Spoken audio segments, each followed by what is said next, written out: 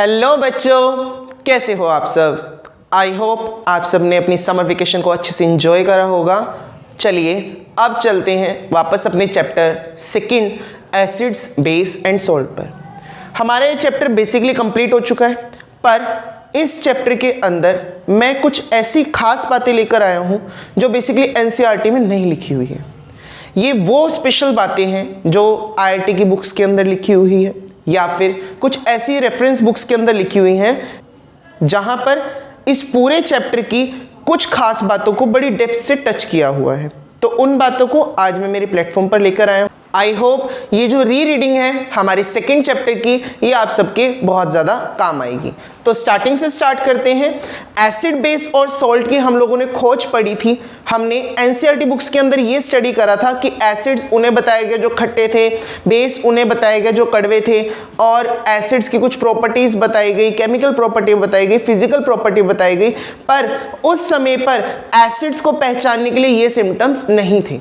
इसके अलावा कुछ थ्योरीज थी जिन थ्योरीज के बेसिस पर हम लोग एसिड बेस को सॉर्ट आउट कर रहे थे कि कौन एसिड है कौन बेस है। हम लोगों ने बेसिकली एनसीईआरटी में सिर्फ एक जगह पे अर्हेनियस थ्योरी के बारे में पढ़ा, पर इसके अलावा भी दो थ्योरी और थी जिन्होंने अर्हेनियस थ्योरी को टैकल करा। अर्हेनियस थ्योरी में कुछ मिस्टेक्स थी, एक बार अर्हेनियस थ्योरी को स्टडी करते हैं। अर्हेनियस थ्योरी क्या कहती थी? एसिड वो सब्सटेंस है जिसके पास H पॉजिटिव आयन है या जो H पॉजिटिव आयन लूज कर सकता है एक्वस सॉल्यूशन के अंदर। एसिड उसे कहा गया जो लिक्विड के अंदर पहुंचने पर, एक्वस सॉल्यूशन के अंदर होने पर H positive ion they they. For example HCl जब एक्वस सॉल्यूशन के अंदर गया तो उसने हमें H पॉजिटिव आयन और क्लोरीन नेगेटिव आयन दिए, मतलब वो टूट गया, ब्रेक हो गया। सेम ऐसे ही अर्हेनियस ने क्या बात कही कि बेस कौन है? बेस वो है जो एक्वस सॉल्यूशन में हमें OH नेगेटिव आयंस दे रहा है। फॉर एग्जांपल सोडियम हाइड्रोक्साइड हमने लिया। सोडियम हाइड्रोक्साइड को जब हमने एक्वस सॉल्यूशन के अंदर छोड़ा तो उसने हमें Na पॉजिटिव और OH नेगेटिव आयंस दिए। पर यहां पर न्यूट्रलाइजेशन के बारे में क्या बात कही गई थी कि जब ये दोनों एसिड और बेस आपस में मिलेंगे तब न्यूट्रल हो करके हमें प्रोडक्ट में सोल्ट के साथ साथ वाटर भी मिलेगा। मींस ये जो थ्योरी थी, ये थ्योरी थी अर्हेनियस की, पर इस थ्योरी में बहुत सारी लिमिटेशंस आई। मींस इस थ्योरी के अंदर कुछ लिमिटेशंस थी, लाइक एस सबसे पहले बताया गया कि एसिड कौन है? जिसके पास H पॉजिटिव आयंस है। पर उनका क्या? जिनके पास H नहीं है पर एसिड है। For example this non metal oxide. Non metal oxide basically acid है, एसिडिक इन नेचर है, पर non metal oxide acidic in nature हो रहे हैं, इसका प्रूफ तो अर्हेनियस ने नहीं दिया। या इसके अलावा बेस के लिए क्या कहा? जिसके पास OH नेगेटिव है दे आर बेस, पर इनका क्या? मेटेलिक ऑक्साइड बेसिक होते हैं। तो इसके साथ साथ यहां आ जाइए न्यूट्रलाइजेशन में अर्हेनियस ने क्या कहा? न्यूट्रलाइजेशन के समय पर जब एसिड और बेस मिलेंगे तब वाटर रिलीज होगा और सोल्ट बनेगा। पर मैं एक रिएक्शन देता हूं, जैसे आपको इस रिएक्शन में ये सोल्ट प्रिपेयर हो गया है, पर यहां पर तो कोई वाटर रिलीज हुआ ही नहीं। दैट मीन्स कि ये सारी अर्हेनियस की लिमिटेशंस थी जिनको ये एक्सप्लेन नहीं कर पाया। मीन्स अर्हेनियस ना तो उस एसिड को एक्सप्लेन कर पाया जिसके पास हाइड्रोजन नहीं है, ना तो वो उस बेस को एक्सप्लेन कर पाया जिसके पास हाइड्रोक्साइड आयंस नहीं है, और वो उन रिएक्शंस को एक्सप्लेन नहीं कर पाया जहां न्यूट्रलाइजेशन में वाटर रिलीज नहीं हो रहा। दैट मीन्स इस थ्योरी के अंदर जो लिमिटेशंस आई, अब उन लिमिटेशंस को क्लियर आउट करा जाएगा डिफरेंट थ्योरीज से। अर्हेनियस थ्योरी के बाद में हमारे पास जो दूसरी थ्योरी आती है that is Lowry Bronsted theory for acid and base. जैसे कि अर्हेनियस थ्योरी ने हमें क्या कहा था? एसिड और बेस कौन है? जिसके पास में H पॉजिटिव आयन या OH नेगेटिव आयंस है वही एसिड या बेस है। न्यूट्रलाइजेशन पे वो हमें वाटर प्रोवाइड करवा रहा है, और ये सारा का सारा जो केस है ये एक्वस सॉल्यूशन में ही हो रहा है। मींस अर्हेनियस थ्योरी की जो अभी लिमिटेशंस आई, जिनमें क्या कि जिनके पास H नहीं है वो एसिड प्रूव नहीं हुए, जिनके पास OH नहीं है वो बेस प्रूव नहीं कर पाया अर्हेनियस। और इसके अलावा अर्हेनियस ने हमें ना तो सॉलिड स्टेट के बारे में कुछ पॉइंट आउट करा, ना ही गैसियस स्टेट के बारे में पॉइंट आउट करा। उन्होंने सिर्फ और सिर्फ लिक्विड स्टेट के बारे में ही पूरी थ्योरी दी है, पर इस थ्योरी ने लिक्विड स्टेट के साथ साथ गैसियस स्टेट पर भी अपना पूरा ध्यान दिया। इस थ्योरी में क्या कहा गया, एसिड कौन है जो डोनेट करते हैं प्रोटॉन्स को। प्रोटॉन्स का मींस क्या होता है, पॉजिटिव इलेक्ट्रॉन, और हमारी केमिस्ट्री के अंदर प्रोटॉन H पॉजिटिव आयंस को कहा गया है। दैट मींस एसिड कौन है जो प्रोटॉन्स को डोनेट कर सकता है, प्रोटॉन्स को रिलीज कर सकता है, और बेस कौन है जो उन प्रोटॉन्स को गेन कर सकता है। दैट मींस जैसे हमने HCl को ब्रेक करा तो H पॉजिटिव आया, ये एसिड की कैटेगरी में, क्योंकि इसने प्रोटॉन को डोनेट करा है, और जिसने उस प्रोटॉन को ले लिया लाइक एस अमोनिया, और अमोनियम बन गया है उससे, तो अमोनिया से अमोनियम बना, ये क्या है, प्रोटॉन का गेनिंग, इसको बेस के अंदर कहा गया। इसके साथ साथ इस थ्योरी ने एक बात और कही कि जो हमारे पास ये एसिड या ये बेस है, ये जब ब्रेक होते हैं तब ये ब्रेक होकर जो हमें प्रोडक्ट देंगे वो हमें अपने अपोजिट बिहेव के देंगे। लाइक एस हमने एसिड को ब्रेक करा, H पॉजिटिव Cl नेगेटिव में ब्रेक हुआ, यहां पर हमारे पास एक ऐसी स्पीशीज आई है जिसको हम कंजुगेट बेस नाम दे रहे हैं। अब ये कंजुगेट बेस क्या होता है, बेसिकली जो इलेक्ट्रॉन एक्सेप्टर होते हैं, इलेक्ट्रॉन लेने वाले होते हैं, उन्हें कंजुगेट बेस कहा जाता है। मींस इस थ्योरी के अकॉर्डिंग जब हम एसिड्स को ब्रेक करेंगे तो हमारे पास एक ऐसी स्पीशीज, न्यू स्पीशी आ जाएगी जो उससे पहले वाले प्रॉपर्टी से अपोजिट बिहेव करेगी। मींस इसकी प्रॉपर्टी क्या थी, प्रोटॉन को डोनेट करने की, पर अब ब्रेक होने के बाद स्पीशी कौन सी है, कंजुगेट बेस की, और इसका नेचर क्या है, प्रोटॉन को एक्सेप्ट करना, इलेक्ट्रॉन को एक्सेप्ट करना। सेम ऐसे ही यहां पर हमारे पास बेस प्रिपेयर हो रहा है, बेसिक प्रॉपर्टी यहां पर शो हो रही है रिएक्टेंट के अंदर, पर जब हमारे पास ये नई स्पीशी बनी है, ये न्यू स्पीशी एक्स्ट्रा इलेक्ट्रॉन वाली है, मींस ये कंजुगेट एसिड है, और कंजुगेट एसिड जैसे कंजुगेट बेस कौन, जो इलेक्ट्रॉन एक्सेप्ट कर ले वो कंजुगेट बेस, और कंजुगेट एसिड कौन, जो इलेक्ट्रॉन को लूज करे वो कंजुगेट एसिड। दैट मींस इस थ्योरी के अकॉर्डिंग हमारे जो एसिड और बेस होंगे जब वो ब्रेक होंगे तब ब्रेक होने पर वो हमें एक ऐसी स्पीशीज देंगे जो खुद से अपोजिट बिहेव करेगी, रिएक्टेंट से अपोजिट बिहेव करेगी। रिएक्टेंट का बिहेव क्या होना चाहिए, एसिड रिएक्टेंट का बिहेव क्या होना चाहिए, एसिडिक बिहेवियर होना चाहिए। दैट मीन इलेक्ट्रॉन को लूज करने वाला बिहेवियर होना चाहिए। पर जब हमने क्या देखा, डोनेट वर्ड लिखा हुआ है ना, पर जब हमने क्या देखा कि इसको ब्रेक किया गया तब हमारे पास कंजुगेट बेस तैयार हुआ जो उससे अपोजिट बिहेव कर रहा है। अब इसके अंदर भी कुछ कमियां रह गई, जैसे कि आप देख पा रहे हैं ये पूरा का पूरा जो थ्योरी है, ये पूरा थ्योरी प्रोटॉन के साथ ही बात कर रहा है, और किसी के बारे में कंसेप्चुअल बात हुई ही नहीं है, सारी बातें प्रोटॉन के साथ हुई है। सबसे पहली कमी यही थी। दूसरा, यहां पर बिना OH वाले बेस की तो बात हुई, पर बिना H वाले एसिड की बात अभी भी नहीं हुई, ये भी इसकी लिमिटेशन है। और सफलता क्या है कि यहां पर हमारे पास बिना OH वाले बेस की बात हो गई, एक नेगेटिव पॉइंट खत्म हो गया।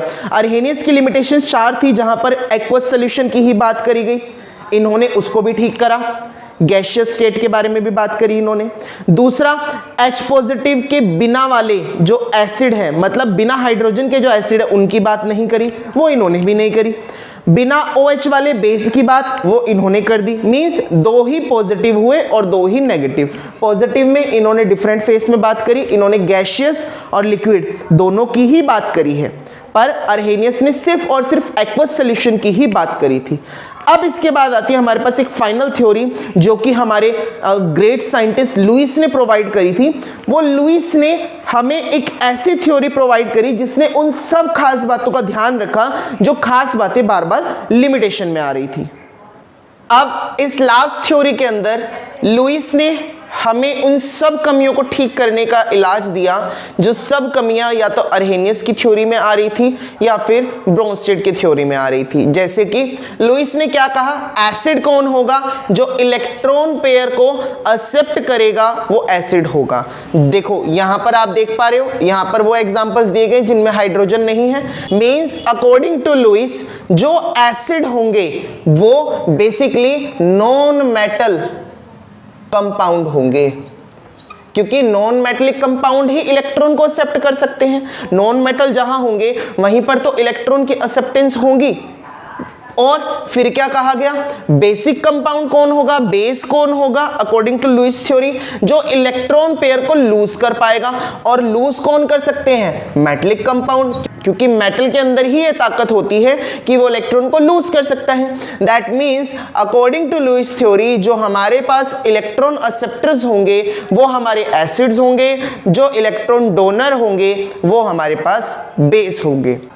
पर यहां पर भी बहुत सारी लिमिटेशंस आई। जैसे हमारी पहली दो थ्योरीज के अंदर हमें वीक एसिड और स्ट्रॉन्ग एसिड के बारे में बताया गया था। H पॉजिटिव जिसके ज्यादा होंगे वो स्ट्रॉन्ग एसिड होंगे, जिसके पास कम होंगे वो वीक एसिड होंगे। OH नेगेटिव आयन जिस पे ज्यादा होंगे वो स्ट्रॉन्ग बेस होंगे, जिसके पास कम होंगे वो वीक बेस होंगे। पर यहां पर हमारे पास में स्ट्रॉन्ग एसिड और स्ट्रॉन्ग बेस या फिर वीक एसिड और वीक बेस का कोई भी कैरेक्टरिस्टिक हमारे पास प्रोवाइड नहीं करवाया गया। ये इसकी सबसे पहली लिमिटेशन थी। इसके अलावा यहाँ पर न्यूट्रलाइजेशन के बारे में कोई कंसेप्ट नहीं दिया गया। न्यूट्रलाइजेशन के टाइम हमारे पास क्या सोल्ट के साथ आएगा, माइनर कंपाउंड हमें क्या मिलेगा सोल्ट के साथ में, ये इसकी सेकेंड लिमिटेशन थी। और इसके अलावा इसके अंदर हमें एसिड और बेस की स्ट्रेंथ के बारे में भी नहीं बताया गया कि कौन कितना स्ट्रॉन्ग है और कौन कितना वीक है। तो हम ये नहीं कह सकते कि तीनों थ्योरीज में से ये थ्योरी ज़्यादा बेस्ट है, वो थ्योरी ज़्यादा बेस्ट है। तीनों ही थ्योरी का अपने अपने प्लेस पर एक प्रिविजन है। मींस तीनों ही थ्योरी का एक अपने आप में इस्तेमाल हो रहा है। तीनों ही थ्योरी कुछ ना कुछ ऐसी बात बता रही हैं जो दूसरे की कमी है। पर तीनों थ्योरी में से हम किसी को ये नहीं कह सकते कि ये बेस्ट है। इसके बाद में हम लोगों ने बेस पढ़ा था, एसिड्स के बाद में कुछ स्पेशल नोटेशंस थी। जैसे एक हमारे पास एसिड्स की जब हमने क्लासिफिकेशन पढ़ी थी तब हमने डिफरेंट क्लासिफिकेशन पढ़ी थी, सोर्सेज से या फिर स्ट्रेंथ से या फिर उसका नेचर की तरफ से क्या था। पर एक ओल्ड हमारे पास क्लासिफिकेशन आती है that is volatile acid. Volatile acid कौन होते हैं, जो प्रॉपरली 100% हमारे लिक्विड सोल्यूशन के अंदर मिक्स हो जाते हैं, वाटर सोल्यूशन के अंदर मिक्स हो जाते हैं, उन्हें वोलेटाइल एसिड कहते हैं। और जो ऐसा नहीं कर पाते उन्हें नॉन वोलेटाइल एसिड कहते हैं। और इसके अलावा दो टाइप के हमारे पास सोल्ट्स भी होते हैं। बेसिकली अभी हम क्लासिफिकेशन ऑफ सोल्ट पढ़ेंगे क्योंकि ये हमने अपने वीडियो के अंदर नहीं बताया था।